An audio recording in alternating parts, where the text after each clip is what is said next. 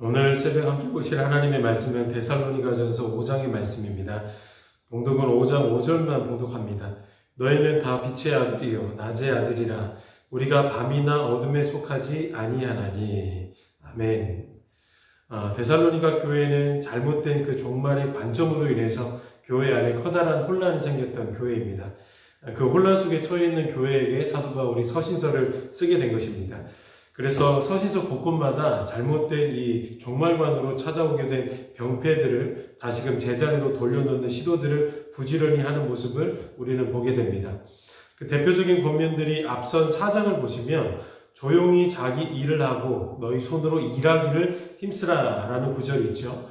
종말에 대한 혼란 때문에 너나 할 것 없이 자신이 행하던 일들을 내팽겨 쳐놓은 그런 모습을 보였기 때문에 사도 바울이 급히 내리게 되었던 처방이었습니다. 그리고 오늘 5장은 그 치우쳐진 종말론을 말씀 안에서 건강하게 정립시키기 위한 사도 바울의 마지막 수고를 우리가 엿볼 수 있습니다. 마지막 날에 대하여 사람들이 늘 궁금해하는 부분은 그 시와 때가 언제이냐라는 것이겠죠. 그런 궁금증에 사로잡혀 있는 성도들을 향하여서 사도 바울이 꺼내는 말은 형제들아, 때와 시기에 관하여는 너희에게 쓸 것이 없다라는 말입니다. 사도 바울뿐만 아니라 예수님께서도 승천하실 때 때와 시기를 궁금해하는 그 연약한 제자들을 향하여서 동일한 맥락의 말씀을 하셨습니다. 사도행전 1장 7절 말씀은 이렇게 말하죠. 이르시되 때와 시기는 아버지께서 자기의 권한에 두셨으니 너희가 알 바 아니요. 예수님은 언제나 우리의 지적인 욕망을 다 채워주지는 않으셨던 것을 우리가 보게 됩니다. 중요한 것은 우리에게 진정으로 필요한 것이 무엇이냐라는 것입니다. 예수님 당시 제자들에게 필요했던 것은 때와 시기에 대한 명확한 안내보다 성령께서 임하시면 놀라운 권능의 시대가 찾아오게 된다라는 예수님의 약속의 말씀이었습니다. 그래서 예수님께서는 제자들에게 때와 시기를 말씀해 주지 않으시고 성령이 너희 가운데 임하면 너희가 권능을 받고 너희가 참된 증인으로 살아가게 될 것이다 라는 이 약속의 기대의 말씀을 건네주셨던 겁니다. 그 약속이 제자들에게 필요했기 때문이겠죠. 우리 신앙생활에 있어서도 우리가 궁금한 것이 있고 또는 우리에게 필요한 것이 있습니다. 성경을 통해 발견되는 하나님의 모습은 여러분 어떻습니까? 우리의 궁금증을 매번 시원하게 풀어주시는 그 하나님의 모습보다는 그 와중에 우리에게 꼭 필요한 것이 무엇인지를 깊이 생각하시면서 우리에게 필요한 것으로 채워주시는 그 하나님의 모습을 우리가 보게 되는 것입니다. 그래서 한 유명한 기도자는 하나님이 보셨을 때 우리에게 필요해 보이는 그 무엇인가를 우리가 간구하게 될 때 가장 빠른 기도의 응답을 받을 수 있다라고 소개를 했습니다. 여러분, 혹 고난 가운데 있다면 하나님은 우리에게 인내가 필요해서 인내를 주기를 원해하고 계시는데 우리는 그 인내를 구하기보다 어떻게든 이 고난의 시간들이 빨리 끝나기만을 조르고 있다면 우리의 간구와 하나님이 생각하고 계시는 그 필요가 어긋나는 상황이 발생하게 되는 겁니다. 하지만 우리의 모든 기도의 관점을 하나님이 우리 가운데 주고 싶어 하시는 그 필요의 요소를 깨닫고 또 그 필요를 무릎으로 인정하며 간구하게 된다면 하나님의 계획과 하나님의 뜻은 우리 삶의 영역에서 빠르게 이루어지게 됩니다. 그리고 이내 우리 영혼이 주 안에서 잘 되는 그런 축복을 경험하게 되는 것이죠. 여러분, 오늘 사도 바울도 데살로니가 전서를 마무리하는 시점에서 같은 원리로 말하고 있습니다. 그들의 지성의 세계 속에서 유발되어진 그 궁금증을 풀어주는 것이 아니라 그들에게 지금 당장 필요한 것을 하나님의 심정으로 이렇게 전하고 있는 것입니다. 그들에게 필요한 것이 여러분 무엇이었습니까? 5절과 6절 말씀은 이렇게 말합니다. 너희는 다 빛의 아들이요 낮의 아들이라. 우리가 밤이나 어둠에 속하지 아니하나니 그러므로 우리는 다른 이들과 같이 자지 말고 오직 깨어 정신을 차릴지라. 그들의 존재가 어떤 존재인지 그리고 그들이 어떠한 축복의 자리로 옮겨져 있는지를 말해주고 있는 것입니다. 여러분, 그 정체성에 대한 진리를 다시 한번 깨닫고 각성하는 것이 필요했던 것입니다. 그리스도 예수 안에 있는 자들은 빛의 아들이라고 일컬음을 받습니다. 그래서 결코 마지막 그날과 그 순간이 도둑과 같이 갑자기 그들을 공격하거나 당황시키지 않습니다. 왜냐하면 성도들은 이미 구원을 베푸시는 그 하나님의 역사로 인해서 밤에 속해 있지 않기 때문입니다.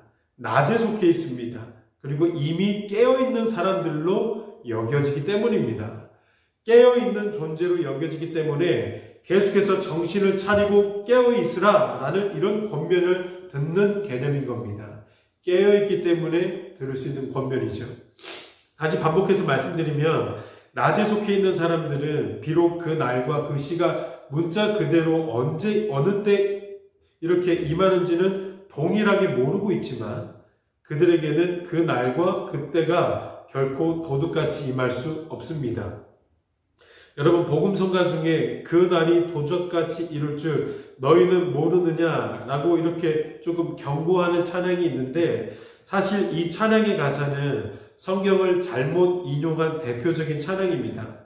그 날은 우리에게 절대로 도적같이 임하지 않습니다. 도적같이 그날이 임함을 경험하는 부류들은 밤에 속해 있는 사람들입니다. 잠들어 있는 사람에게는 도적같이 그날이 임하게 되는 것입니다. 하지만 우리는 낮에 속해 있기 때문에 우리에게는 절대로 그날과 그때가 도적같이 임하지 않는 것입니다. 여러분, 겟세마네 동산에서 예수님이 제자들을 데리고 기도하러 산에 오르셨었죠. 분명히 깨어있으라 라고 이렇게 제자들을 향하여서 말씀하셨는데도 제자들이 예수님에게 보였던 모습은 어떤 모습이었습니까? 마가복음에서 14장 37절에서는 이렇게 기록합니다. 돌아오사 제자들이 자는 것을 보시고 베드로에게 말씀하시되 시몬아 자느냐? 네가 한 시간도 깨어있을 수 없더냐? 여러분, 다들 아시는 대로 제자들은 단 한 번도 아니고 3번이나 연속으로 잠들어 있는 모습을 예수님에게 보였습니다. 성경은 우리 스스로가 깨어있을 수 있는 존재라고 절대로 소개하지 않습니다. 우리를 잠들어 있는 존재라고 소개하죠. 졸 수밖에 없는 연약한 존재라는 것을 신랄하게 밝혀냅니다. 하지만 성경은 우리를 향하여서 또 하나의 모습을 정확하게 이렇게 그려내는데, 우리도 어둠의 사람들과 동일하게 잠들어 있을 수밖에 없는 연약한 존재들이지만 우리에게는 깨워주시는 분이 가까이 있다라고 소개를 합니다. 그래서 우리는 그분으로 인해서 깨어있는 존재입니다. 예수님이 날마다 우리를 깨우십니다. 겟세마네 동산에서 계속해서 졸고 있는 그 제자들을 시시때때로 깨워주셨던 그 모습과 조금도 다르지 않게 지금도 예수님은 졸고 있는 당신의 택한 제자들과 교회들을 다양한 모습으로 흔들어 깨우십니다. 그래서 우리가 예수 그리스도로 인하여서 깨어있게 되는 것이고 예수 그리스도로 인해서 낮에 속한 사람들이 되는 것입니다. 우리는 그 날과 그때가 언제인지를 궁금해하지만 우리에게 필요한 것은 그것이 아니죠. 우리를 깨워주시는 예수 그리스도가 있음을 아는 것이죠. 이게 우리에게 필요합니다. 그리고 그 예수 그리스도에게 우리의 모든 초점과 시선을, 우리의 모든 의지와 신앙을 예수에게 집중하는 것이 가장 서둘러서 필요한 것입니다. 5장 10절 보시니까 예수께서 우리를 위하여 죽으사 우리로 하여금 깨어있든지 자든지 자기와 함께 살게 하려 하셨느니라 라고 이렇게 기록되어 있습니다. 이게 우리에게 임한 구원의 소망이 되는 것입니다. 예수와 함께 살게 되었다. 그래서 우리 신자들에게는 결코 그 마지막 날과 마지막 때가 도둑같이 임할 수 없는 원리인 것입니다. 그분이 우리를 살리셨기 때문입니다. 그리고 5장 23절을 보시길 바랍니다. 평강의 하나님이 친히 너희를 온전히 거룩하게 하시고 또 너희의 온 영과 혼과 몸이 우리 주 예수 그리스도께서 강림하실 때에 흠없게 보존되기를 원하노라. 여러분, 그리고 24절에 곧바로 이렇게 이어서 말하죠. 너희를 부르시는 이는 미쁘시니 그가 또한 이루시리라. 사랑하는 여러분, 모든 것들을 이루시는 분이 성삼위 하나님이십니다. 그 하나님의 열심을 바라보았던 사도 바울이 외치는 겁니다. 깨워주시는 그 하나님의 열심을 보고만 있을 것입니까? 우리는 그 성삼위 하나님의 열심에 힘입어서 반드시 깨어있고 우리도 정신을 차려야 합니다. 라고 이렇게 강력하게 권면하고 있는 중입니다. 사랑하는 여러분, 오늘 기도의 시간 가운데서도 날마다 우리를 깨우고 계시는 그 예수 그리스도의 거룩한 손길을 깨달으면서 또한 그 하나님의 변함없는 열심에 감사하시면서 우리의 영혼을 주님 앞에서 깨어있게 하는 그런 거룩한 기도가 충만하게 넘쳐나기를 예수님의 이름으로 축복합니다. 기도하겠습니다. 아버지 되시는 하나님, 언제나 우리를 깨워주셔서 감사합니다. 우리를 깨우시는 예수 그리스도의 손길을 기도 가운데 그리고 우리의 삶의 모든 영역에서 특별하게 경험하게 하시고 하나님의 열심 앞에 우리 또한 날마다 정신을 차리고 잠들지 않도록 몸부림치는 그런 거룩한 기도의 사람이 되어질 수 있는 은혜를 허락하여 주시옵소서. 우리를 날마다 깨우시는 예수 그리스도 이름으로 기도드립니다. 아멘. 하늘에 계신 우리 아버지여, 이름이 거룩히 여김을 받으시오며 나라가 임하시오며 뜻이 하늘에서 이루어진 것 같이 땅에서도 이루어지이다. 오늘 우리에게 일용할 양식을 주시옵고 우리가 우리에게 죄 지은 자를 사하여 준 것 같이 우리 죄를 사하여 주시옵고 우리를 시험에 들게 하지 마시옵고 다만 악에서 구하시옵소서. 나라와 권세와 영광이 아버지께 영원히 있사옵나이다. 아멘.